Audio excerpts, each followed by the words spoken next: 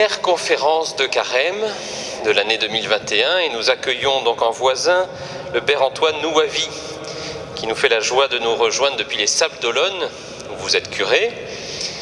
Vous êtes habitué de La Rochelle, hein. Le Père Nouavi a déjà donné un cours au CET et donc il nous rejoint aujourd'hui pour cette première conférence de Carême.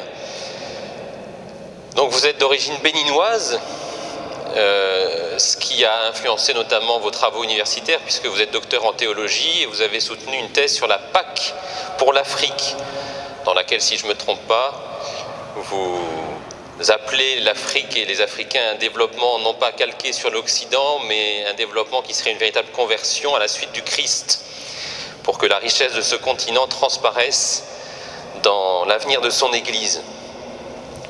Aujourd'hui, vous venez donc nous enseigner, ce que vous savez très bien faire, puisque vous intervenez à l'UCO, l'Université catholique de l'Ouest, à Angers, et puis à l'ICES, à La Roche-sur-Yon. Vous venez nous enseigner sur un thème que l'Église travaille depuis pas mal de mois, d'années, vivre en chrétien dans ce monde qui ne l'est plus.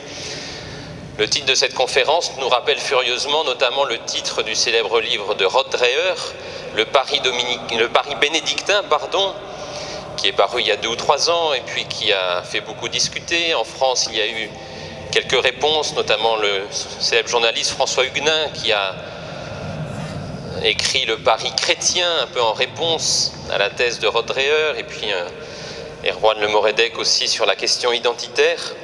Les universitaires aussi s'étaient penchés sur la question, Guillaume Cuchet qui viendra normalement au mois de janvier, universitaire à Paris, qui viendra au mois de janvier pour la démarche synodale du diocèse et qui a traité cette question d'un point de vue plus historique et sociologique. En tout cas, c'est une question qui nous habite vraiment. Il y a toute cette littérature, c'est parce que c'est une question qui habite les chrétiens et les catholiques de ce temps en France. Nous voyons une société qui s'autonomise de plus en plus et une foi que nous devons vivre dans un contexte toujours en mutation et qui s'éloigne a priori de l'Évangile. Alors vous allez nous aider à réfléchir, Père Nouavi, sur cette question. Comment nous pouvons, nous, chrétiens de La Rochelle, vivre ce christianisme dans cette ville, dans ce diocèse, dans ce pays où, a priori, le christianisme n'est plus un marqueur? Je vous laisse donc la parole. Merci. Merci mon Père pour votre accueil. C'est avec beaucoup de joie que je viens à La Rochelle, que je connais un peu. Je viens du diocèse voisin de Luçon et c'est une grande joie de revenir ici. J'avais prononcé cette conférence l'année dernière, j'étais le premier à commencer la série, quand quelques jours après on a été confinés. Donc ceux qui m'ont suivi vont suivre la même conférence. Elle ne sera pas tout à fait revue et corrigée, mais je vais essayer de l'améliorer un tout petit peu. Je vais enlever le masque, c'est plus simple pour moi. Alors, mes origines béninoises, ma charge de curé des Sables d'Olonne ont fait de moi un observateur et un modeste acteur de la vie du diocèse de Luçon et celle d'ailleurs. À ce niveau privilégié d'observation, combiné à ma charge de chargé d'enseignement dans quelques universités catholiques françaises, je confronte constamment les diagnostics des historiens, des sociologues de l'histoire religieuse française avec la pratique et la vie de nos paroisses rurales et citadines. Sur le terrain de la recherche, les spécialistes ne manquent pas de mots pour exprimer la fin d'un cycle, la fin d'une prospérité, selon ces mêmes spécialistes de l'historiographie religieuse dans le monde de la recherche à l'université date d'il y a quelques années. Le phénomène que je signale ici n'est que la conséquence de ce qu'on a appelé l'esculturation du catholicisme dans la société française ou la léthargie de nos communautés et leur manque de renouvellement dans les milieux populaires. On a affaire, ajoutent ces mêmes spécialistes, à des églises diminuées et affaiblies qui sont moins demandeuses que par le passé d'histoire religieuse et plus généralement de recherche de fond plus tourné vers les recettes apostoliques en usage dans les religions en marche, qui marchent et qui pourraient être tentées dans le cas catholique, après la parenthèse conciliaire, de faire prévaloir une politique d'ouverture des archives plus frileuse, voire franchement restrictive. De nombreuses publications, et je vous remercie, cher Père, d'avoir cité quelques-unes, de nombreuses publications illustrent cet état de fait. Parmi les recherches récentes sur la question, je cite deux, Guillaume Cuchet, que vous avez cité. Je cite aussi l'œuvre de Jérôme Fourquet, L'archipel français, naissance d'une nation multiple et divisée. Pour le théologien, une question demeure, pourtant, elle surgit à partir de l'essoufflement de la recherche en histoire religieuse dans un monde désenchanté, suivant l'expression de Marcel Gauchet, et du manque de dynamisme des communautés chrétiennes en Occident et en France en particulier. Pourquoi faire de l'histoire religieuse dans une société sortie de la religion? Cette question en appelle une autre qui intéresse cette fois-ci la méthodologie de la recherche. Comment faire de la recherche religieuse dans une société sortie de la religion? Nos facultés de théologie ne sont pas que confrontées à cette question cruciale, elles en subissent déjà les conséquences. Elles manquent de plus en plus d'étudiants en théologie et en histoire religieuse. Les historiens comme Guillaume Cuchet, à l'heure du désenchantement du monde ou du lieu du mémoire comme tombeau du catholicisme français, préconisent de suivre l'objet de la recherche, l'histoire religieuse, dans ce transfert. L'objet religion traditionnelle a éclaté et s'est transformée en se modifiant dans plusieurs directions, principalement vers la psychologie, sous toutes ses formes, et dans une moindre mesure, l'ésotérisme, les nouvelles religions d'importation. Le théologien informé des nouveaux transferts de l'objet de l'histoire religieuse se pose une question de sens. Quel sens tirer de l'histoire du génie du christianisme de cette terre? Comment interpréter l'histoire religieuse dans ces transferts actuels et pour quel type de christianisme? Le théologien observateur des évolutions de l'histoire religieuse n'est pas dupe. Il sait que la lisibilité de l'histoire réelle est tributaire d'une option interprétative que certains appellent l'intrigue. Recenser les traces et les documents, isoler les faits significatifs, périodiser une séquence temporelle, délimiter certains événements clés, analyser ou supposer leurs conditions, choisir des angles de vue, tout cela relève du métier de l'historien et il accomplit à partir d'un intérêt, d'un questionnement, d'une perspective, d'une intrigue adoptée par lui pour être ensuite déplacée et ajustée au fur et à mesure. En bonne épistémologie, le résultat d'un travail interprétatif et narratif ne peut être identifié au tissu de l'histoire réelle, infiniment plus complexe. La question « Quel sens donner à l'histoire de notre Église » demeure cruciale. Le théologien ne prétend pas, comme pour tirer les marrons du feu, partir des péripéties de l'histoire pour simplement annoncer le triomphe du Christ à la fin.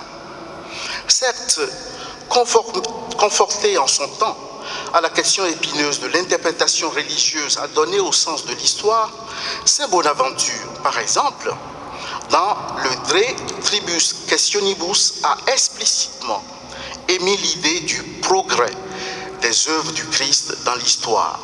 Les œuvres du Christ ne reculent pas, ne disparaissent pas, mais elles progressent. Beaucoup de réflexions de ce genre nous précèdent. Le théologien s'en nourrit. Enrichi de toutes ces leçons de l'histoire, le théologien opère un transfert. Il ne fait pas de l'histoire pour l'histoire. Dans les périodes où se manifeste les génies de notre Église et celles dans lesquelles on préfère s'intéresser aux mutations de l'histoire religieuse du catholicisme en Occident et en France en particulier, le théologien ne quitte pas du cœur et des yeux de la recherche le corps vivant du Christ dans les communautés rassemblées en son nom. Avec et par-delà les gloires, les génies, les péripéties et les transferts qui marquent l'histoire religieuse, le théologien veut nommer Jésus le Christ vivant dans l'assemblée des chrétiens qui font mémoire de lui. Certes, il est communément admis dans l'ordre de la foi et de la pastorale l'idée de la contemporanéité du Christ et des croyants rendue effective par le mystère de la résurrection. Mais encore faudrait-il percevoir ce qu'induit cette contemporanéité du Christ comme dynamique dans la vie des croyants et dans la traversée du temps de notre Église. Saint Paul faisait déjà des fidèles du Christ dans leur diversité les membres de l'unique corps du Christ. À la suite de l'apôtre des gentils, les théologies du corps mystique ont attiré l'attention sur cette profondeur du mystère qu'est l'Église, corps dont le Christ est la tête. Non seulement chaque croyant adhère à l'unique corps du Christ, mais en chacun d'eux et dans l'ensemble de la communauté se réalise perpétuellement le mystère de sa résurrection. Ce mystère est rendu effectif dans la célébration des sacrements de l'Église, en particulier dans la célébration de l'Eucharistie, pour qu'ainsi dans l'ensemble de la communauté, en tout temps et en tout lieu, et en chacun de ses membres, se réalise cette Pâque comme mystère du Christ. Ainsi, l'assemblée des croyants prise dans son ensemble, mais aussi individuellement, découvre dans la célébration des sacrements de l'Église la vérité du Christ, non pas simplement comme la transmission d'un héritage du passé, mais la vérité de ce qu'elle est et est appelée à devenir. Pour le théologien, le gage de l'espérance au cœur des changements et des péripéties de l'histoire que traverse notre Église est le Christ lui-même.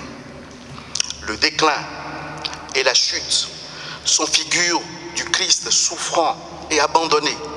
Avec lui, on découvre que le lieu même de la déchéance et de la perte absolue devient le lieu du dépouillement absolu. Un dépouillement qui purifie, qui libère de toutes les puissances et les gloires sur lesquelles on aurait pu compter.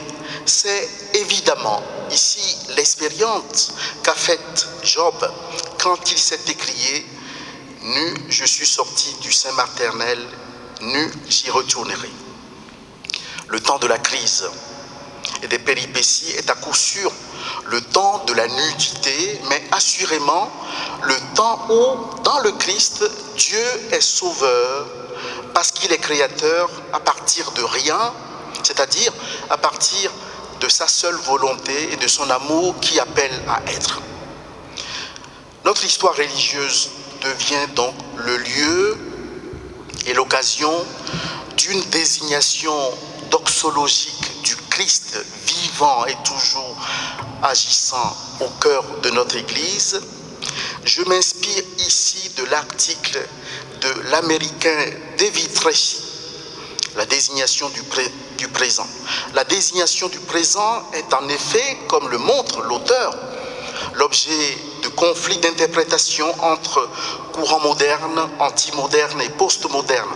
Chacun de ces courants essaie de saisir le présent ou de le récupérer selon ses propres intérêts.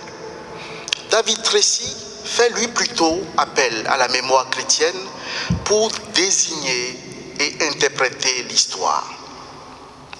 Pour répondre à la question « Comment penser et vivre en chrétien dans un monde qui ne l'est plus », je veux cet après-midi nommer et retrouver le Christ mort et ressuscité, toujours vivant et agissant au cœur de notre histoire ecclésiale, qui permet d'aller à la source de notre identité commune de baptisé. l'histoire comme le lieu et l'occasion d'une désignation du Christ vivant et toujours agissant dans le corps ecclésial que nous formons, a des implications théologiques et pastorales intéressantes pour le renouvellement de l'histoire de la mission. Je voudrais simplement en énumérer les implications de cette désignation en 2 points et je désignerai quelques points qui pourraient en découler. D'abord, le dépassement du catholicisme de la Restauration et d'un âge d'or perdu pour un catholicisme de la mission. Il serait fastidieux d'interroger toutes les Écritures à partir du thème de la mission, ne disposant pas d'ailleurs de beaucoup de temps pour faire cette opération. Je vais faire des sondages rapides à travers les Écritures. Une idée de la connaissance de Dieu se dégage des louanges d'Israël. Le choix du peuple élu ne s'oppose pas à l'universalisme du salut accordé par Dieu aux nations. En proclamant la seigneurie de Yahvé, le culte de Sion en vient à englober le monde et même l'univers dans ses perspectives. Le Dieu d'Israël est le Dieu des nations. Ainsi, Israël avait à se convertir à la mission de Dieu créateur et sauveur des nations, en même temps que les peuples sont invités à reconnaître que Yahvé est l'unique Dieu. La mission dans l'Ancien Testament se manifeste ainsi en une double polarité, le choix du peuple élu et la conversion des nations. Ces 2 pôles sont tous deux le fruit de la bienveillance du Dieu créateur et sauveur qui associe dans son geste de salut Israël et les nations.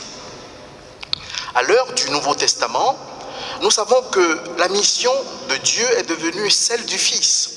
Jésus le Christ a incarné en sa personne la mission du Père, il est le royaume. Dans un livre de Jacob Neusner, rendu célèbre en milieu francophone par le pape émérite Benoît XVI, un rabbin rencontre à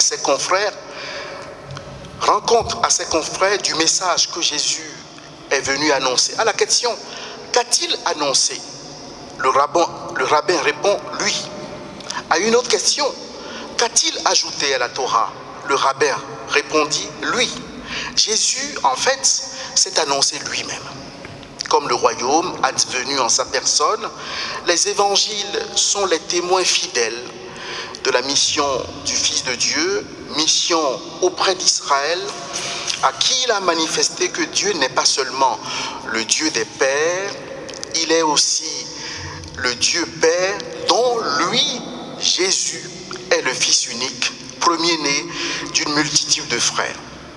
Chez les nations, il a annoncé « L'heure vient ». Et c'est maintenant où les vrais adorateurs adoreront le Père en esprit et en vérité. Entre 1000 témoignages de la mission rédemptrice du Christ dans les évangiles, je vais en citer un seul. Dans le dialogue entre Jésus et l'homme riche, les évangélistes Saint Marc, Saint Matthieu et Saint Luc nous décrivent le regard de Jésus posé sur cet homme. Saint Marc décrit « Posant alors son regard sur lui, Jésus se mit à l'aimer » Marc 10, verset 21. La suite ne nous montre en rien l'efficacité de ce regard. L'homme riche s'en est allé. Il avait de grands biens, nous disent les évangiles. Mais tout est dit dans ce regard. C'est le regard plein de bonté de Dieu, le Père de Jésus, Jésus le Christ. Comment analyser ce regard? Comment le comprendre? Ce regard de bonté et de miséricorde rappelle une autre parole du Christ à la Samaritaine. « Si tu savais le don de Dieu ». Nous quittons les évangiles sur ce regard qui en dit long sur la miséricorde de Dieu manifestée en Jésus à tout homme et qui l'appelle au salut. Les premières communautés resteront saisies par ce regard, marqué par le mystère de la mort et de la résurrection du Christ. C'est en étant marqué par ce regard synonyme du Dieu qui crée et qui appelle en même temps au salut que saint Paul s'est écrié « Malheur à moi si je ne proclame pas l'Évangile ». À des moments décisifs de l'histoire d'un peuple sera toujours posée la question « Quel Christ pour quel genre de christianisme ?» À l'Afrique, d'où je viens, la question a été posée dès le début de l'ère de l'évangélisation. Selon le roman « Le pauvre Christ de Bomba » de l'auteur camerounais Alessandre Bouidi, connu sous le nom de Mongo Betty, il fallait très vite implanter le christianisme sous les tropiques comme rempart à l'hydre bolchevique. Je cite Mongo Betty dans « Pauvre Christ de Bomba » dans un dialogue entre M. Vidal et le révérend Père supérieur. Je vous conseille d'ailleurs d'aller lire les romans africains de cette période. Ils sont très intéressants pour analyser les choses. Eh bien, à mon sens, la meilleure arme dont nous puissions pourvoir ces gens contre ces idéologies de brigands, c'est encore le christianisme. Et n'oubliez pas que le temps presse, mon père. Tout va extrêmement vite maintenant. Faites-nous un petit christianisme pour Africains, n'importe quoi, mais ne vous en allez pas. Deux dangers guettent l'Église en Occident. Certes, le XXe siècle et le nôtre restent marqués par la découverte du fait culturel comme le lieu irréductible de l'identité de l'autre, de ses richesses et de ses valeurs. Cette découverte de l'autre, avec ce qu'on a appelé l'oscurcissement de la conscience européenne, peut conduire notre Église en Occident à ne plus avoir la force évangélique de l'annonce du Christ comme sauveur de tout le genre humain. Le premier danger serait celui de la renonciation, mis devant le fait accompli d'une équivalence des cultures, des religions et dans le contexte de la laïcisation de toutes les institutions, dans le cadre particulier français, le fidèle catholique renonce à annoncer l'espérance qui le fait vivre. Enfin, le deuxième danger, tout aussi grave, il intervient à l'heure de la progression de l'islam culturel et identitaire en France. Le catholicisme pourrait n'être perçu que comme un simple rempart pour protéger ce que l'Occident a de plus cher, son identité et sa culture.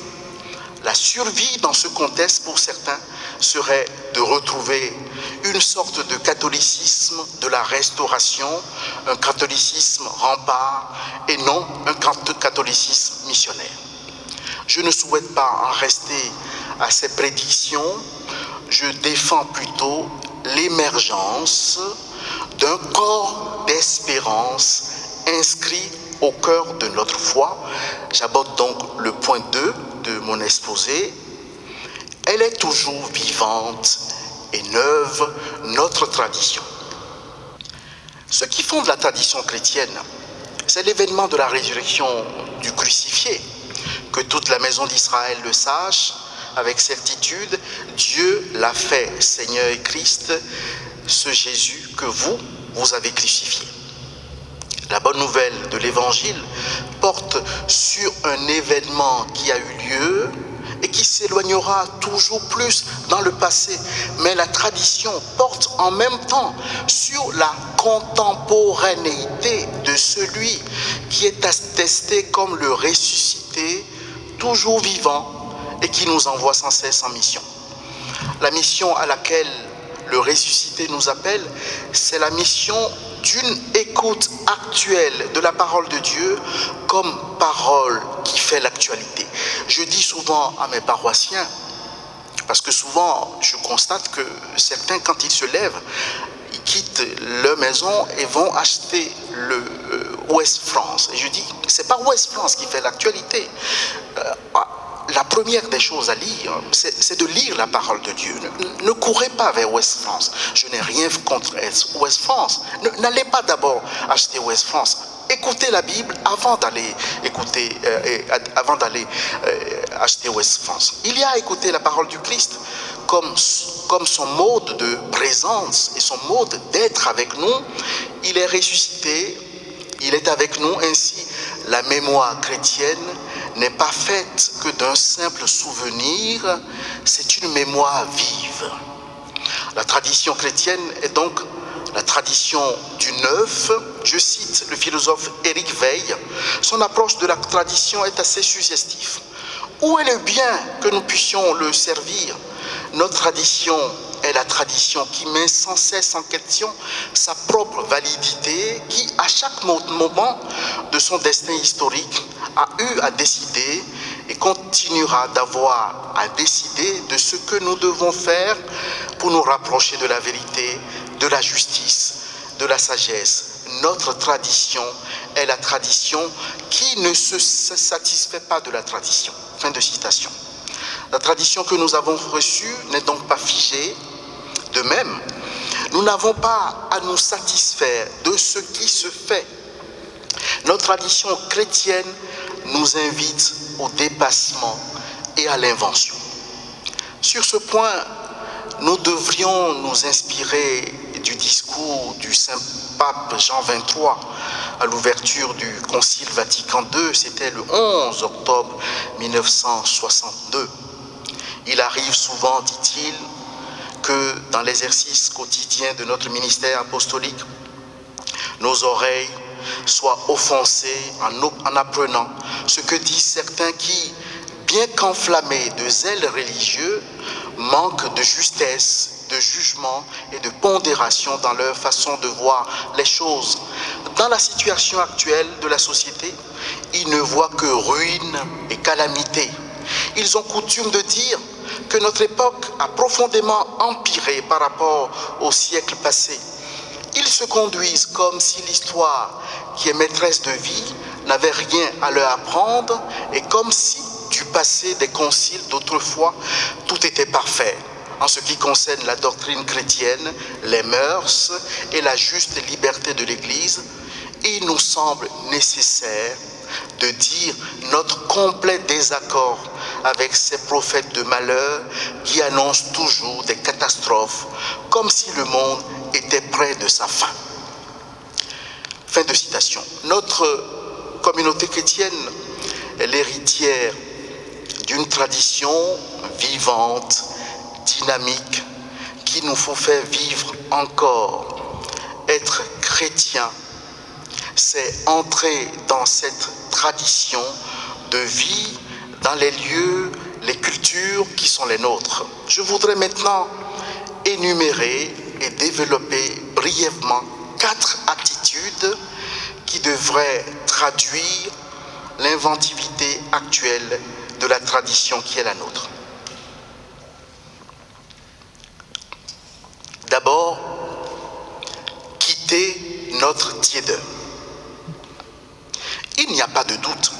Le lieu de la conversation, le lieu de la conversion personnelle à la mission reste une vie vécue dans la fidélité à nos promesses baptismales. Comment être missionnaire si nous ne percevons pas que la mission est la signification même du don du baptême? Emmanuel Lévinas disait « La signification ne se sépare pas de l'accès qui y mène. L'accès fait partie de la signification elle-même. On n'abat jamais les échafaudages, on ne retire jamais les chaînes. » Il nous faut donc demeurer dans le lien du baptême, dans lequel la grâce de la mission est à la fois un don et une tâche. Ici, nous pouvons décliner à nouveaux les freins et les blocages qui nous habitent. Pour certains d'entre nous, les blocages ont pour nom la timidité et le manque de formation Je ne suis pas, disent certains, assez bien formé pour oser parler de ma foi aux autres. Mais voici que, par le baptême, nous avons reçu la force de l'Esprit pour triompher de notre timidité et de notre peur. Rappelez-vous, quand arriva la Pentecôte, ils se trouvèrent réunis tous ensemble. Soudain, il vint du ciel un bruit pareil à celui d'un vent violent. Toute la maison où ils se trouvaient en fut remplie.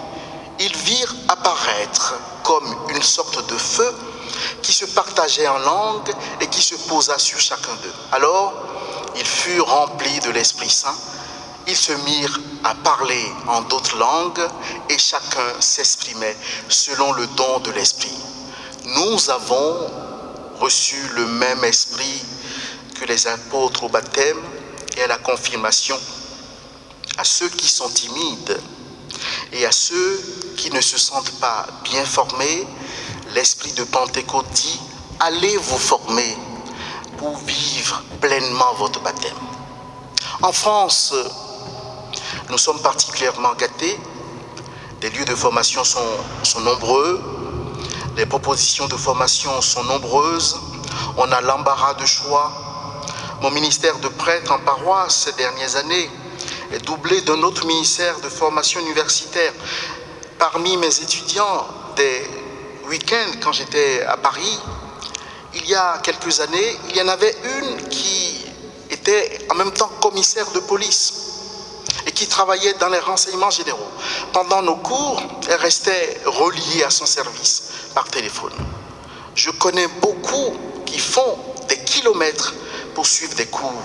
Vouloir, c'est donc pouvoir. Pour certains d'entre vous, vivre du baptême, c'est vivre une foi privée.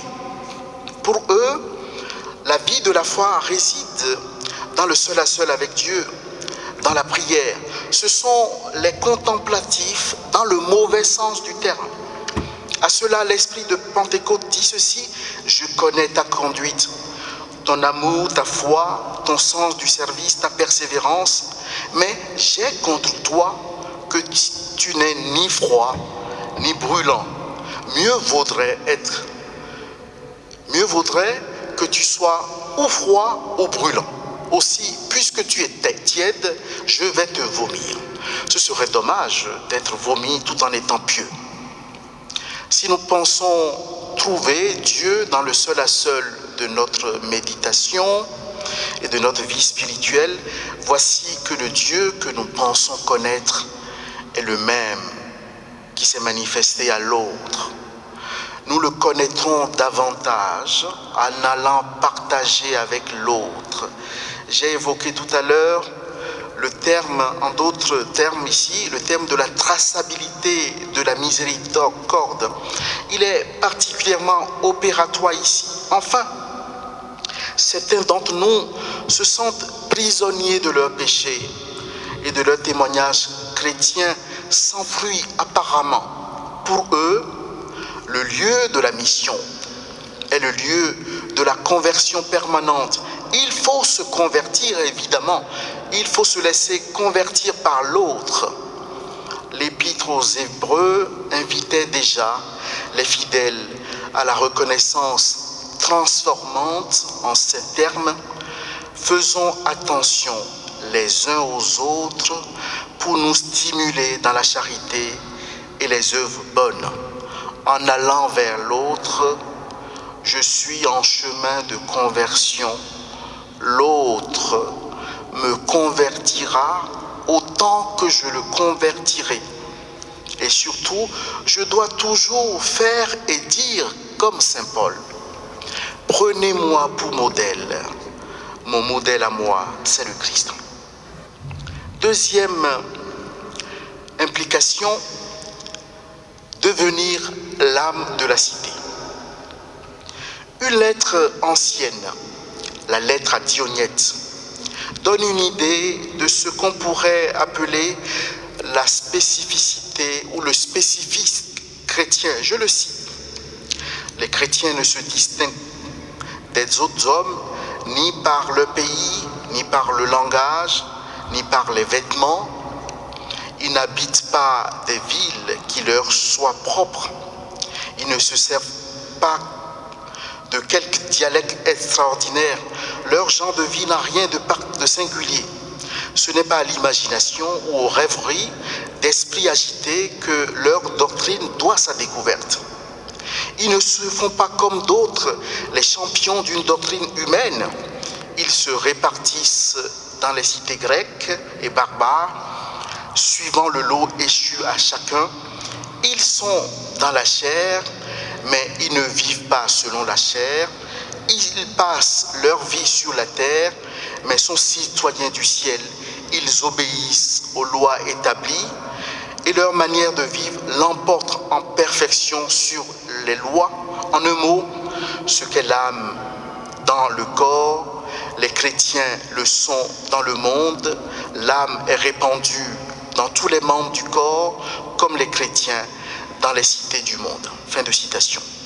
Comment être l'âme de la cité si nous ne faisons pas l'unité de notre agir social avec le lieu source de notre foi? Il y a fondamentalement à refonder notre action sociale à partir du lieu même de la célébration comme lieu source où le mystère de Dieu est livré aux hommes, pour que les hommes s'ouvrent à ce mystère qui leur est ainsi révélé et communiqué. Au nom de cette vision organique, le dernier rapport, parce qu'il n'y en a pas eu d'autres rapports d'Agens, dénonçait déjà nos dichotomies pastorales. Le rapport d'Agens dit ceci: mais il y a sans doute plus grave, c'est la dissociation accentuée entre le culte, disons la pratique sacramentelle des fidèles, et la culture catholique. La seconde étant l'objet d'une réelle attention de la part des autorités culturelles et politiques, mais sans qu'elle soit habituellement rattachée à ce qui en demeure la source, la célébration du mystère de la foi. Sans doute faudrait-il reconnaître que nous avons eu notre part de responsabilité dans ce domaine lorsque, il y a, on peut dire, une cinquantaine d'années maintenant, nous avons insisté sur la distinction, voire la séparation entre le culte et la mission, en donnant parfois la priorité à la seconde et en dévaluant plus ou moins le premier. Nous n'en sommes plus là et aujourd'hui, il est évident pour la plupart des catholiques que la vie, la mission, la communion et la mission de l'Église ont leur source dans la prière, dans la liturgie, dans la pratique sacramentelle. J'insiste de plus en plus auprès de mes paroissiens que nous sommes une religion. Nous ne sommes pas une ONG.